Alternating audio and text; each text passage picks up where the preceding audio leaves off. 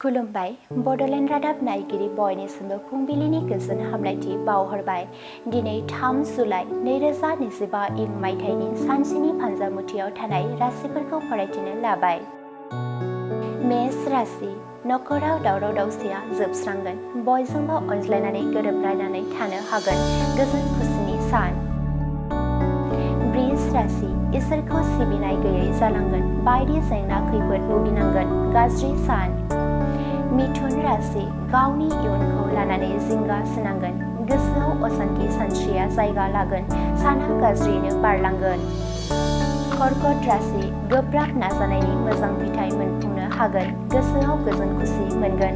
मावनो लानाय खामानिफोरा जाफुंसारगोन। सिंह राशि बेराम आजार जानो हागौ। जानाय लोंनायाव सांग्रां जानांगोन। हेंथा गोनां सान।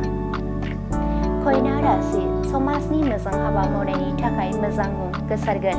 बयनिबो अनसायनाय मोनगोन। मोजां सान। तुला राशि गिदिर निदान खैफोद नुजाथिनो हागौ।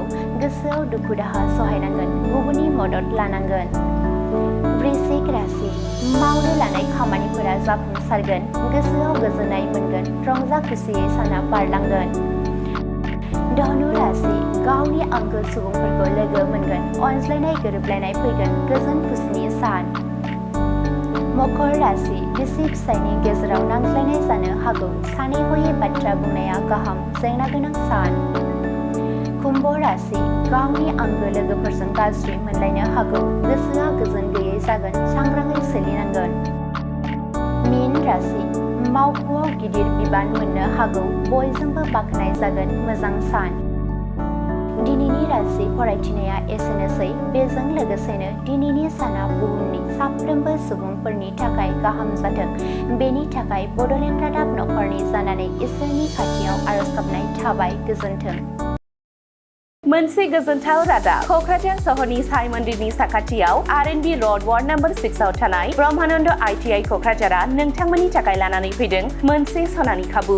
आथिखालनि बादायलु मुगायाव नोंथांखौ साख्रिनि थाखाय साखाफारा खालामनो ब्रह्मानन्द ITI क'क्राझारआ गासै मोनबा भकेशनेल कर्स लानानै फैदों। आरो बे मोनबा भकेशनेल कर्सफोरा जादों electrician course 2 years course, stenography 1 year course, COPA computer operating and programming assistant 1 year course, beauty and wellness 1 year course, sewing technology 1 year course. Beauty and wellness आरो सिविं टेक्न'लजियाव नोंथाङा बेसेन नाङै मुं थिसननो हागोन। ब्रह्मानन्द ITI क'क्राझाराव हाईलि क्वालिफाइड फेकाल्टिस दं आरो 100% जब एसिस्टेन्ट। बेजों लोगोसेनो बेयाव फ्लेक्सिबल क्लास टाइमिंनि खाबुबो दङ।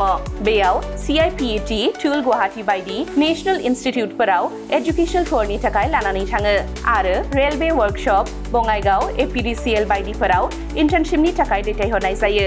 आबुङै मिथिनो थाखाय ब्रह्मानन्द ITI क'क्राझाराव थांनानै एबा 9101325849 एबा 86386832443 मबाइल नाम्बाराव कल खालामनानै सोलाद लानो हागोन।